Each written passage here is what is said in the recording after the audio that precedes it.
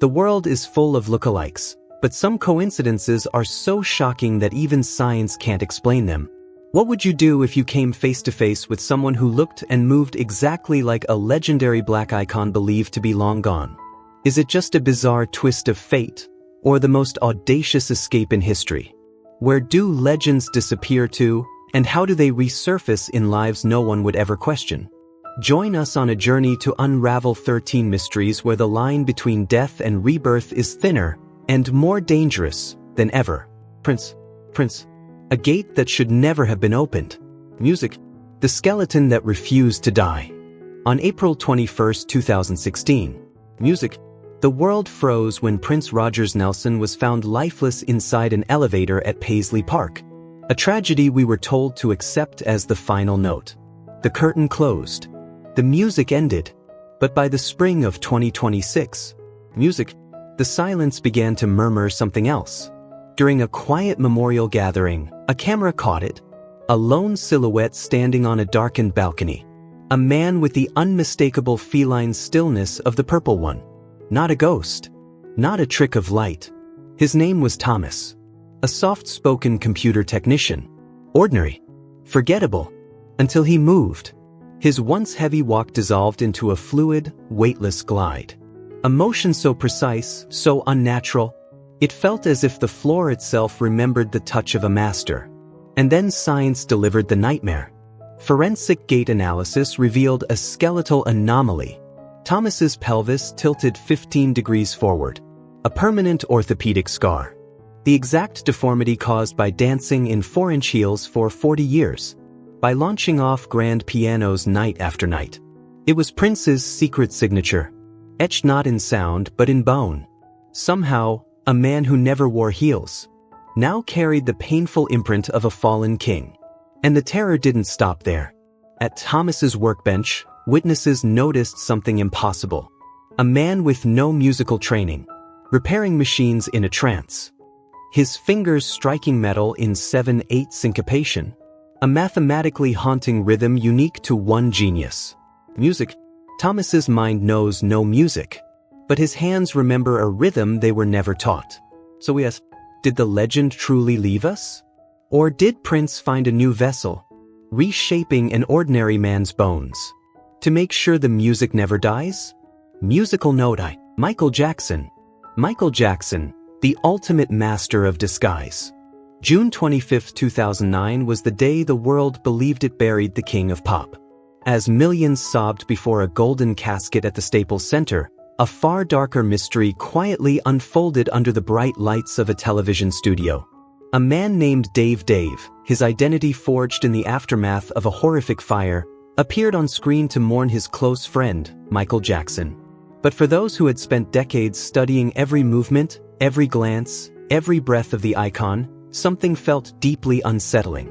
Behind the scarred flesh was a stare too piercing, too knowing, and a presence far too familiar to dismiss as coincidence. Before that summer, Dave was known for a gravelly, damaged voice, the inevitable consequence of unimaginable trauma. Yet during that broadcast, what emerged was something else entirely, a soft, controlled tenor.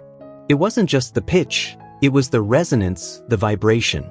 Later, forensic audio specialists identified a specific 12 Hz shimmer in the voice, a rare vocal signature long associated with Michael Jackson himself. But the truest markers of identity live in what cannot be rehearsed. The nervous system never lies. Biometric analysts drawn to the footage began noticing something inexplicable, a precise blinking rhythm in Dave's eyes. 3 rapid blinks followed by one slow, deliberate closure. A neurological reflex with no medical explanation, yet one Michael had displayed consistently in interviews dating back to the 1980s. Even more disturbing was a recurring stress response. Roughly every 30 seconds, as the questioning intensified, Dave's tongue would flick out to moisten his lower lip in a precise, rhythmic motion.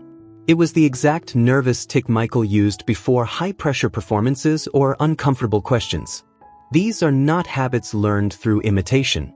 They are involuntary impulses of the brain, things no surgeon can transplant and no actor can fake. In the years since, many have asked the unthinkable. Did the greatest entertainer who ever lived pull off the most audacious performance of all, a perfect disappearing act?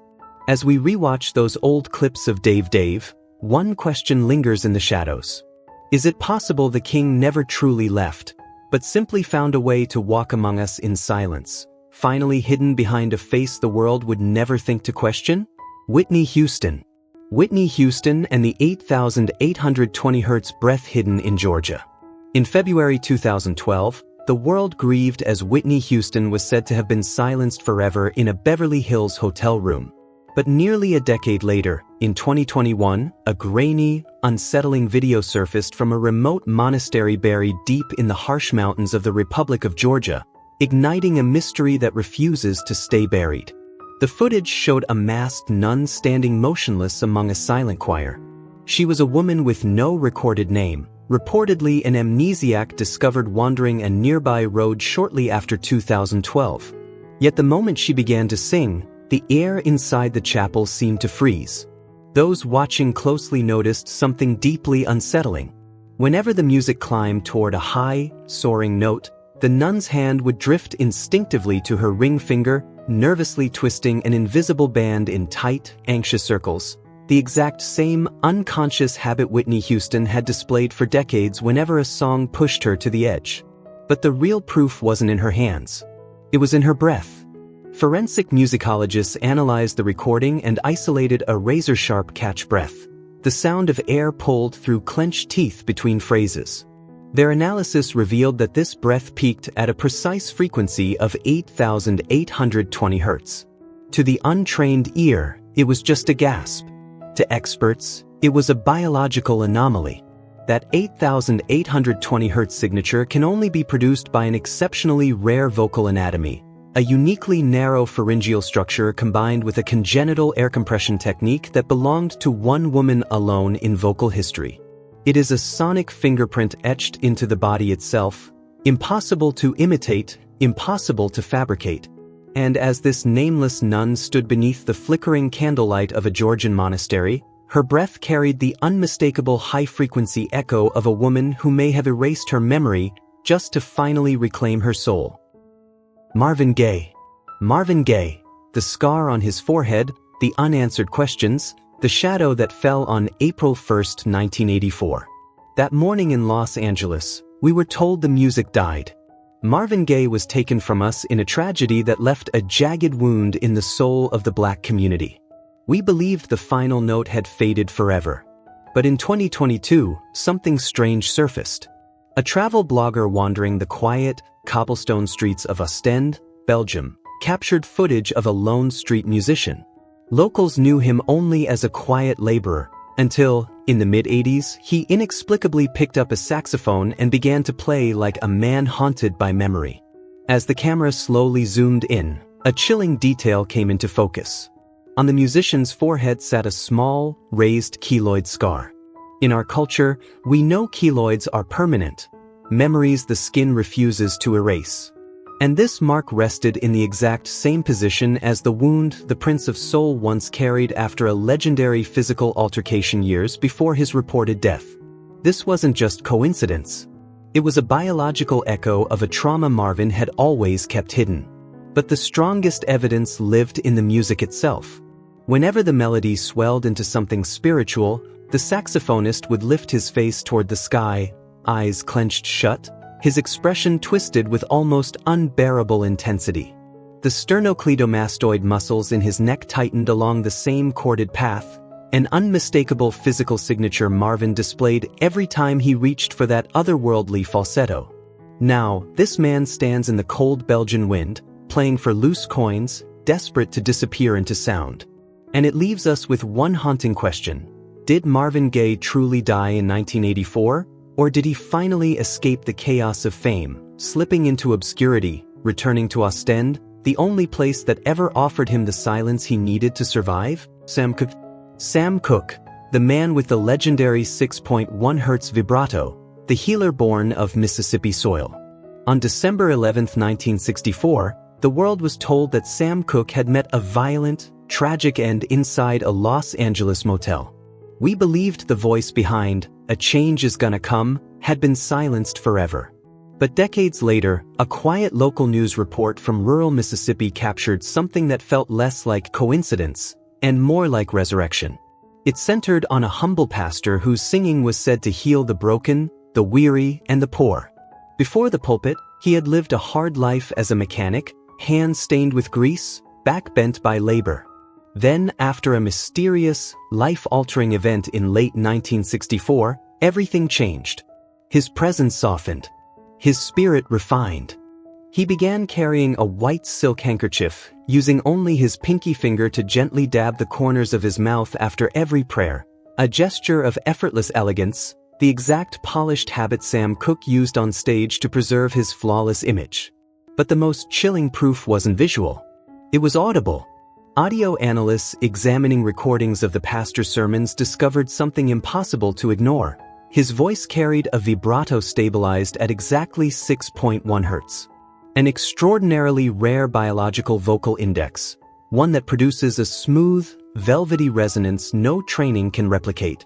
In the entire history of recorded music, only Sam Cooke was ever documented to possess this precise natural frequency. A vocal fingerprint etched into the muscles of the throat. A biological signature imitation cannot reach. And so, as this man leads his congregation deep in the heart of Mississippi, he carries the same 6.1 Hz pulse, the same graceful mannerisms, the same quiet power of the King of Soul. Leaving behind one haunting question: did Sam Cooke truly die that night in California? Or did he return home, to Southern soil, to deliver change in a quieter way, just as he always knew was coming? James Brown. James Brown and the legendary 45-degree mic stand. Christmas night, 2006, the Apollo Theater. The world believed the hardest working man in show business had finally taken his rest. But in 2025, a forgotten security camera, left rolling in the shadows of the Apollo, captured something that shouldn't be possible. For years, an elderly janitor moved silently through the theater's halls, invisible, ignored, just another man pushing a broom. Lately, though, something changed. Between shifts, he'd drift onto the empty stage and carefully reset the microphone stand, tilting it to a precise 45-degree angle. The same sharp, aggressive lean the godfather of soul demanded to command a crowd. Not close. Perfect. The mystery turned chilling when the 80-year-old bent down to grab a scrap of trash and dropped into a lightning-fast, flawless split. At that age, the human body is usually locked in stiffness and pain. Yet his limbs moved with effortless authority, muscle memory carved by 6 decades of punishing knees in the name of funk. When he stood, he no longer looked like a janitor. He looked like royalty, waiting for a ghost band to hit the first chord. So the question remains, did the Godfather ever truly leave? Or is James Brown still guarding the stage where he once ruled? Otis Redding. Otis Redding. The whistle with perfect pitch. The Watchman of Lake Monona. December 10, 1967. A date frozen in time for an entire generation. The day the music sank into the icy waters of Lake Monona, and the world was told Otis Redding was gone, just as he stood on the brink of conquering it with Sittin' on the dock of the bay. A voice silenced too soon, or so we believed. But 50 years later, a drone sweeping the Wisconsin shoreline captured something impossible. A sound that didn't belong to the wind or the waves. A whistle, sharp, pure, unmistakable, floating from the top of a lonely lighthouse. The lighthouse keeper was a recluse, a man who spoke to no one and lived as a ghost among the living. Yet when he whistled, the melody sent chills through anyone who heard it. Forensic audio experts later confirmed the impossible. The whistle carried perfect pitch, matching the exact frequencies of Otis Redding's 1967 studio recording, down to the decimal. Legend says Otis whistled that tune as a placeholder, a temporary prayer, planning to finish the lyrics after his trip to Wisconsin, a trip he was never supposed to return from. And yet, here was this man, whistling that unfinished song with biological precision, as if the music itself had refused to die. Locals claim that every evening at sunset, he sits at the edge of the lighthouse deck, staring out at the same waters where the plane went down. His hands rest behind his neck, fingers interlocked, the exact pensive pose Otis held in the final photographs taken just before the crash. It's a posture of deep, aching soul. A stillness that belongs to a man who finally found the peace he'd been singing about all along. And as his silhouette melts into the Wisconsin sunset, one haunting question remains. Did Otis Redding truly perish in those frozen waters? Or did he simply choose to stay by the dock of the bay he created, watching the world roll by, protected by a light that never goes out? Jimi Hendrix. Jimi Hendrix, the crescent scar. The hands of Morgan Freeman. On September 18, 1970, the world fell silent as Jimi Hendrix, the greatest guitarist ever to touch steel strings, was found dead in London. We grieved him as a shooting star, brilliant, violent, gone too soon. But for those who know where to look, the story didn't end there. Decades later, as 4K technology sharpened our vision, a strange detail emerged, hidden in plain sight, on the hands of Hollywood's most revered voice, Morgan Freeman. Freeman's rise itself feels like an unanswered question. For years, he was a virtually unknown stage actor. Then, after 1970, he appeared almost out of nowhere, fully formed, radiating gravity, wisdom, and command. Yet the clues were always there, written into his body. When he listens, Freeman tilts his head exactly 15 degrees to the left, the same precise angle Hendrix used while leaning into the screaming feedback of his Marshall stacks. But the most unsettling detail lies on Freeman's left hand. A small, crescent-shaped scar rests on the knuckle. To most viewers, it's meaningless.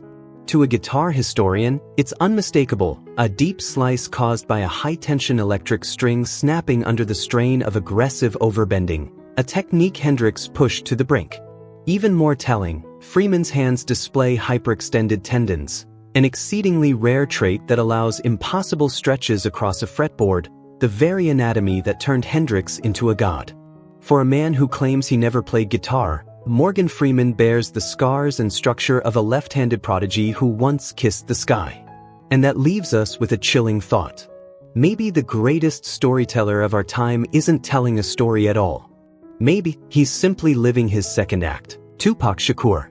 Tupac Shakur, the Iris Code, and Akil, an MC haunted by West Side memories. In September 1996, the world watched the neon glow of Las Vegas dissolve into a cold, irreversible silence as Tupac Shakur, the defiant poet of a generation, finally succumbed to his wounds. But for those who believe a voice that powerful can never truly be silenced, a chilling piece of evidence surfaced decades later. In 2023, a 4K behind-the-scenes video quietly ignited speculation. The footage showed Akil, a veteran MC with a history and presence entirely his own, captured mid-flight, deep asleep on a long-haul journey. Akil had always carried a distinct style, a quiet intensity that set him apart. Yet since the late 90s, one strange habit followed him everywhere, a nervous, rhythmic cracking of his right index finger whenever tension filled the room. The real shock, however, wasn't in his hands. It was in his eyes.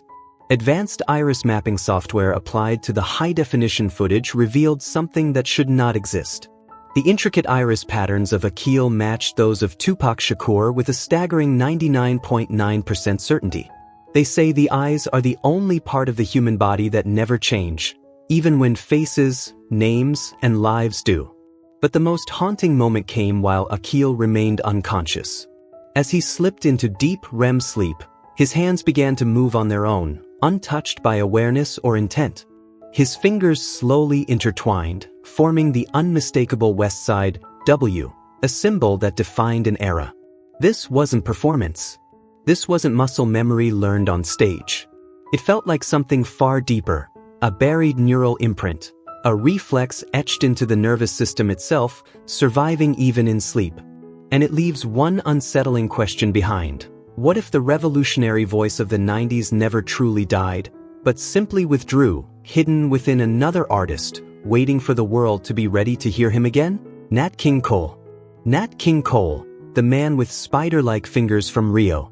In 1965, the world mourned when Nat King Cole was taken by a merciless illness. We believed the voice that gave us timeless melodies had risen from the piano bench for the last time. Yet a recent music documentary filmed deep in the heart of Rio de Janeiro, Brazil, captured something that felt like a tune pulled from a forgotten dream, a figure playing softly in a quiet, midnight lounge. The club's mysterious owner, a man locals swore had never touched a piano in his youth, sat down and played with a haunting, minimalist grace. His style was an eerie reflection of the late legends, precise, restrained, choosing pure emotion over flashy technique. But the real proof was written in his hands. The pianist had arachnodactyly, a rare genetic condition known as spider fingers. His fingers were unnaturally long and slender, the very anatomical secret behind Nat King Cole's genius, allowing him to span massive, wide chords with ease while his palms barely moved across the keys. Watching this man play in the dim glow of Rio felt like witnessing a living echo, a biological ghost. Those long, spider-like fingers draped over the ivory, striking complex intervals without a single wasted motion, a signature that cannot be faked. It whispers a chilling possibility. Maybe the great crooner didn't fade into the shadows after all, but simply followed the music south, finding a quiet corner of the world where his hands could keep telling stories, even after his voice was no longer allowed to sing. Musical keyboard, Bob Marley. Bob Marley, the torchbearer of Ethiopia's spiritual music. In May 1981, the world was told that the heart of the reggae movement had stopped beating. Bob Marley was gone, taken too soon. But in the lush, mist-covered highlands of Ethiopia, a different story quietly began to grow. It centered on a humble gardener, a man who lived in quiet service to the soil, yet carried a presence that felt ancient and strangely familiar. Those who spent time around him spoke of his laughter, warm, rhythmic, vibrating with an unusual power. Audio recordings of his joy revealed a steady frequency of 528 Hz. The so-called love frequency, long associated with healing and spiritual restoration, the very vocal resonance Bob Marley was said to carry naturally. But the mystery didn't stop at sound. It was anchored by a chilling physical detail. The gardener's right foot bore a deep hollow on the big toe, a surgical indentation at the exact spot where Bob Marley had once undergone surgery to remove a malignant melanoma before his reported death. The strangeness deepened in conversation. Whenever the man spoke about peace, suffering, or the weight of the world, he would instinctively lift his hand and gently rub his earlobe. A self-soothing motion. A private ritual. The same calming gesture Bob Marley performed in nearly every high-stakes interview he ever gave. To watch this gardener stand among the cedar trees, laughing at 528 Hz, repeating those unmistakable rhythmic movements, is to wonder if the reggae icon ever truly died at all, or if he simply returned to the promised land, choosing to heal the world quietly, one plant at a time. Louis Armstrong. Louis Armstrong, the embouchure scar of New Orleans. Music. In the sweltering summer of 2025, a ghostly sound reclaimed the cobblestone streets of the New Orleans French Quarter. It was a trumpet cry, raw, gravel-throated, aching with soul, so familiar it sent chills through anyone who knew jazz history. It was a sound the world hadn't heard since Satchmo took his final breath. The man behind it was Marcus, a quiet local postal worker who had never spent a single day in music school. The mystery of Marcus began in 1971, the very year Louis Armstrong died. After a sudden childhood illness, Marcus developed an eerie fixation with the trumpet, playing exclusively with his left hand, as if guided by instinct rather than choice. As the years passed, a thick, hardened callus formed at the center of his upper lip. Doctors have a name for it, Satchmo syndrome, a permanent orthopedic scar forged by decades of extreme brass pressure against living flesh. It is the unmistakable mark of mastery, a signature that normally takes a lifetime to earn. Yet there it was, etched clearly on the face of a man far too young to have earned it. But the true mystery runs deeper. Between songs, Marcus wipes his brow with a plain white handkerchief, always in a steady 4/4 time signature. Perfect. Unconscious. A rhythmic ritual burned into a nervous system that shouldn't belong to him. A phantom pulse, surviving half a century. To see Marcus standing there, bearing that embouchure scar, moving to that invisible rhythm, is to realize that some spirits are simply too vast for one grave. And as the trumpet cries into the humid New Orleans night, one question lingers in the air. Did the king of jazz find a new pair of lungs, just to keep the sun from setting on New Orleans? Trumpet, Ella Fitzgerald. Ella Fitzgerald, Virginia's scat hiccups phenomenon. In 2024, a documentary crew in rural Virginia captured a voice that seemed to mock time itself. It belonged to Sarah, a soft-spoken librarian whose quiet, uneventful life shattered in 1996, the exact year the world said goodbye to jazz icon Ella Fitzgerald. With no musical background and no vocal training, Sarah suddenly developed a staggering 3-octave range, leaving acoustic experts stunned and unsettled. Her body moved as if guided by a rhythm not her own. Her right foot tapped relentlessly at 120 beats per minute, the precise average heart rate Ella Fitzgerald registered during her most electrifying performances. But the true unease emerged when scientists examined Sarah's throat. They identified something chilling, the scat hiccup. A tiny, rhythmic vocal glitch hidden between rapid notes. This was never a technique. It was a biological anomaly caused by Ella's rare, asymmetrical vocal cords. A physiological fingerprint. Impossible to learn. Impossible to surgically recreate. Yet Sarah's voice produces the same distorted sound peaks, an exact acoustic match to Ella Fitzgerald. As she drifts through silent library aisles, her foot still tapping that ghostly 120 BPM, one question lingers in the air. Is the queen of jazz truly gone? Or has her voice found refuge among forgotten books, waiting for the spotlight to rise once more? Today, we've uncovered 13 legends who refuse to fade quietly into the shadows. A legacy is more than a name etched in stone. If these stories moved you, like and subscribe to help us preserve these sacred echoes of history. And tell us below, which legend still sings to you, or whose shadow should we follow next?